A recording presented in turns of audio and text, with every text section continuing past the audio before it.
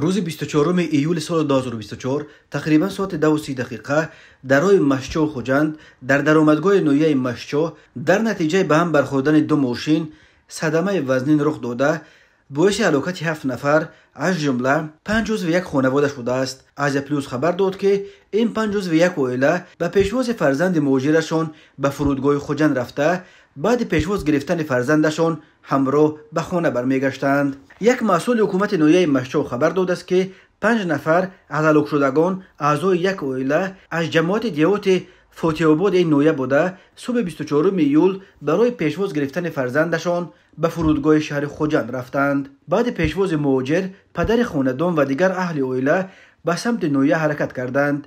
در راه درآمدگاه نویه نقلیات سبکرو تاکسی که سمت حرکتش آیبک دوشنبه بود به ماشین 5 عضو عائله برمیخورد. مقامات تا حال رسما در این باره معلومات ندادند. سبب رخ دادن حادثه هم دقیق نیست. راههای تاجیکستان از لحاظ صدمه های مرگاورش پرخطر دانسته می شوند.